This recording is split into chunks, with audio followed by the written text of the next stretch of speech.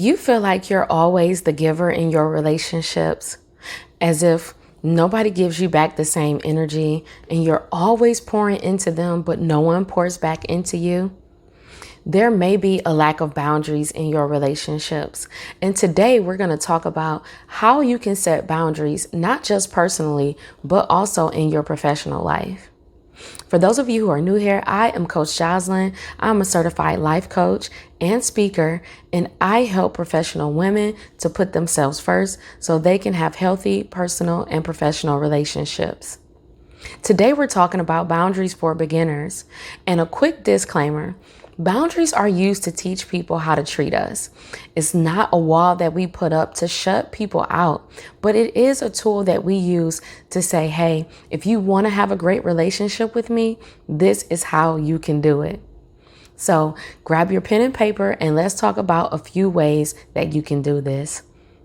Number one is to decide what it is that you need from that relationship.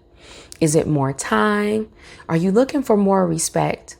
Whatever it is, you have to decide what it is that you need from this relationship so that it'll go to the next level and it'll make the relationship so much better, because you need to be prepared to say what it is that you need.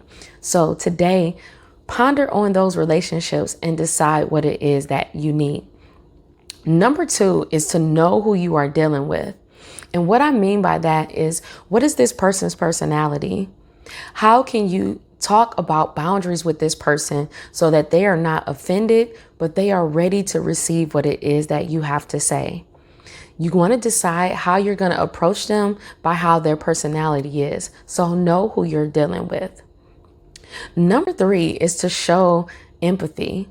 You want to be able to show that you understand that this may have caught this person off guard, but you want to say it in a way that says that I am sensitive to your feelings as well, but I need you to be sensitive to my feelings. So show some empathy.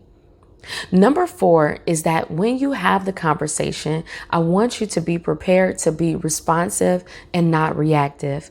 And what I mean by that is, generally when we're reactive, we're usually emotional and we're not thinking. We haven't really heard what the person said. We just want to counter whatever it is that they have said. So you don't want to be reactive, but you want to prepare yourself to be responsive. Use active listening by saying, this is what I heard you say. Is this correct? And allow that person time to correct what they said or to help you to get more understanding, because they may have not meant it the way that you've heard it. So prepare to be responsive. I hope that these tips were helpful. And for more tips, check out this next video where I discuss even more of how to elevate your relationships. I hope you have an awesome day and I'll see you soon. Bye.